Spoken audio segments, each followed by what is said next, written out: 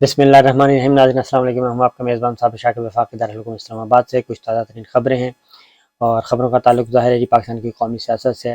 عجیب و غریب قسم کے مناظر دیکھنے کو مل رہے ہیں اور یقین نہیں آ رہا کہ یہ واقعتاً یہ مناظر ہم نے اپنی آنکھوں سے ہی دیکھنے تھے اور کچھ عرصے کے بعد دیکھنے تھے۔ اس وقت مریم صفدر صاحبہ خاص طور پہ میں بات کر رہا ہوں، وہ افواج پاکستان کی طرفدار بنی ہوئی ہیں اور army chief general Qamar Javed Bajwa صاحب کی بہت زیادہ ان کی ترجمانی کر رہی ہیں۔ یہ اتنی زیادہ مٹھاس ان کی زبان میں کیسے آ گئی، یہ سوچنے کی بات ہے۔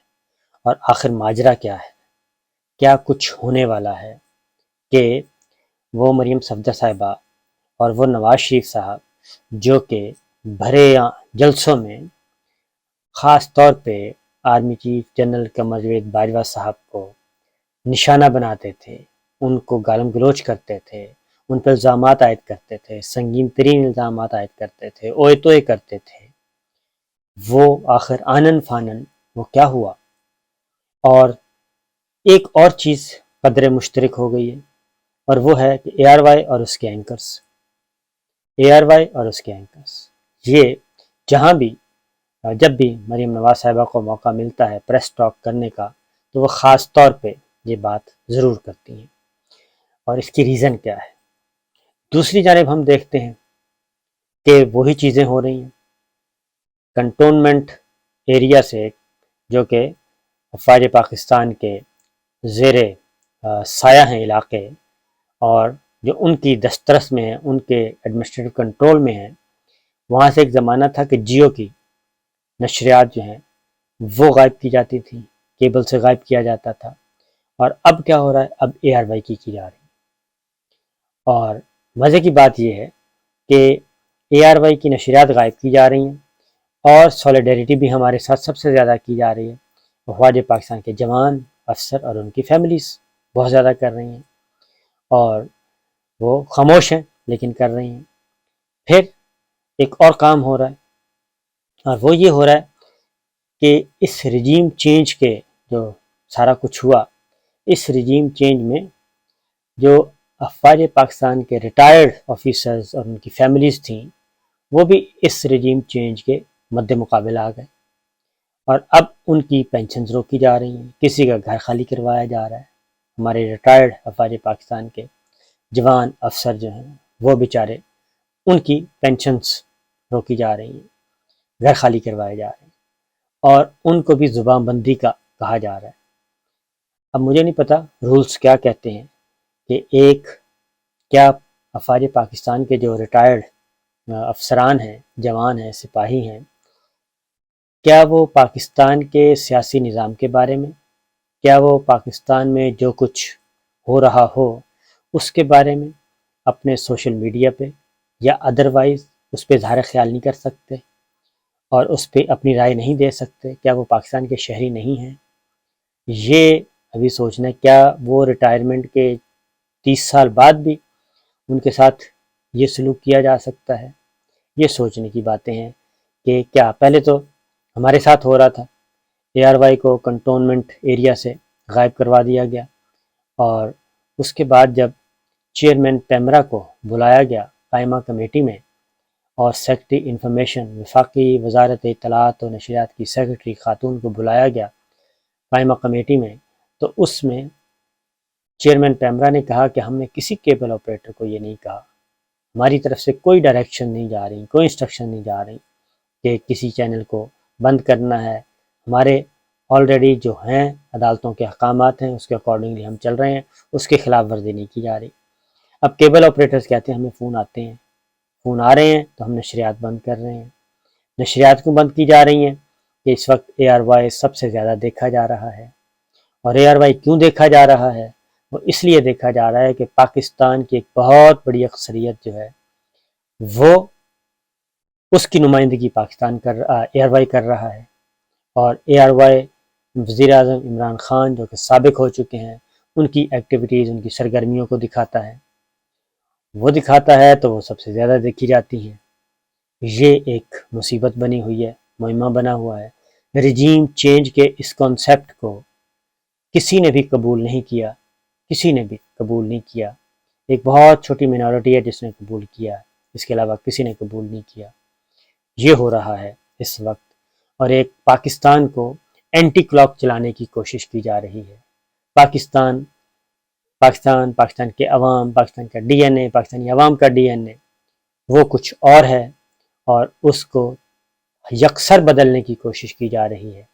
اور جب یکسر بدلنے کی کوشش کی جاتی ہے تو وہ یا تو ٹوٹ جاتا ہے یا پھر وہ ریئیکٹ کرتا ہے.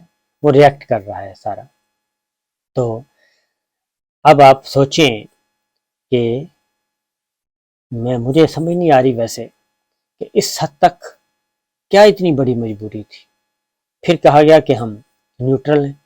یہ بڑے پورے وثوق سے کہا گیا کہ ہم نیوٹرل ہیں، ہمیں بالکل پالیٹکس میں نہ لے کے آئیں، ہمارا پالیٹکس سے کوئی لینا دینا نہیں. اور پولیٹیکل پلیئرز جانے، میڈیا جانے، آپ اپنی رپورٹنگ کریں. ہم نے کہا ٹھیک ہے، ہم نے اپنی رپورٹنگ شروع کر دی، پروگرام شروع کر دیا. اور اس کے بعد پھر کیا ہوا؟ پھر یہ ہوا کہ عمران خان صاحب کی کوریج نہیں ہونی چاہیے.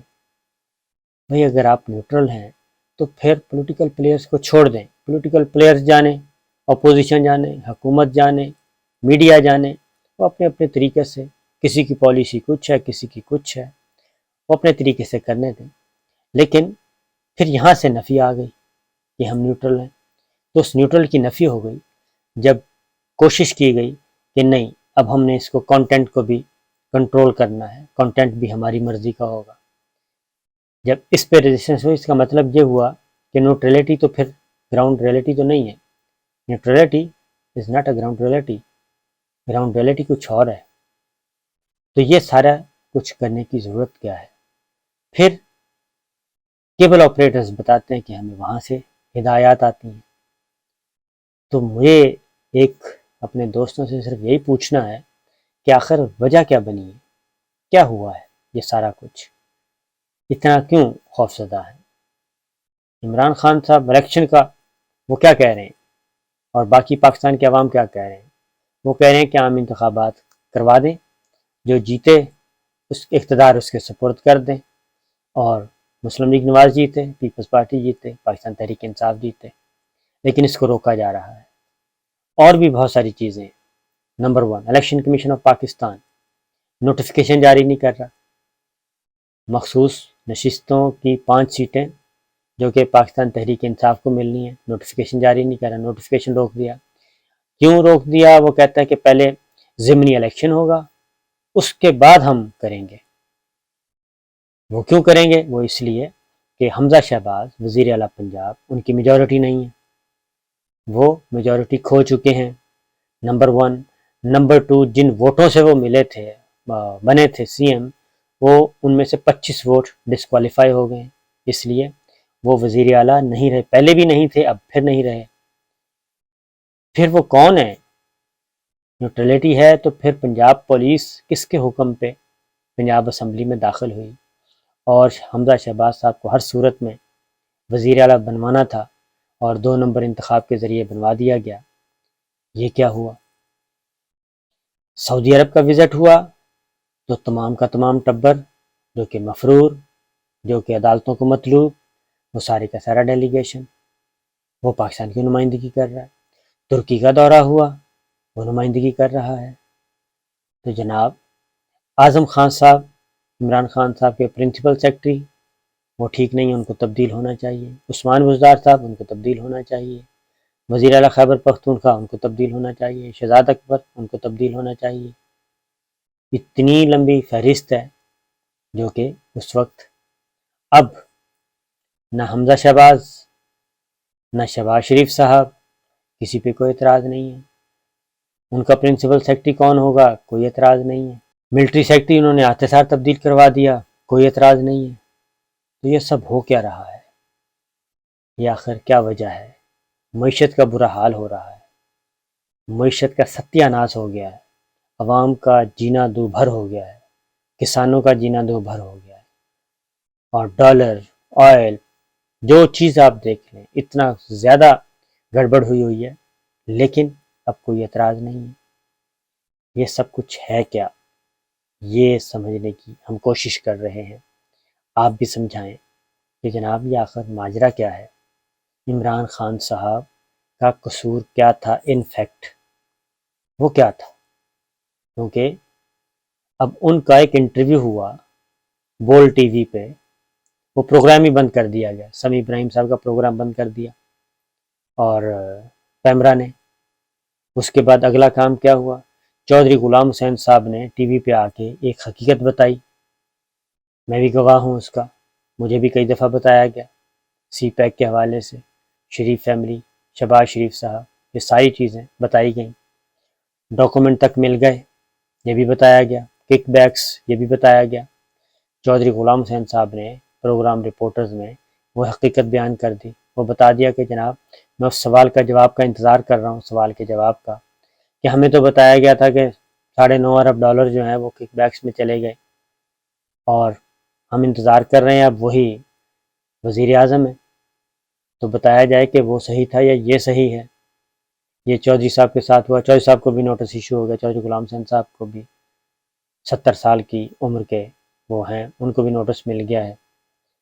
تو یہ ایک طرف ٹیلی فون کیا جاتا ہے، ایک طرف ٹیلی فون کیا جاتا ہے پروگرام کے دوران، اور دوسری طرف نوٹس ملتا ہے۔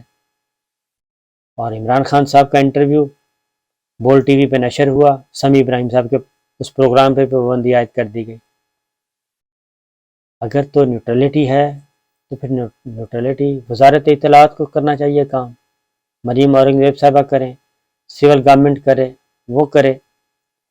پھر اس میں آپ اس طریقے سے جو انوالومنٹ ہو رہی ہے وہ ساروں کو نظر آ رہی ہے، یوتھ دیکھ رہی ہے، سب کچھ دیکھ رہی ہے، تو جناب یہ اچھی چیزیں نہیں ہو رہی، نہ پاکستان کے لیے، نہ پاکستان کے اداروں کے لیے، نہ پاکستانی عوام کے لیے۔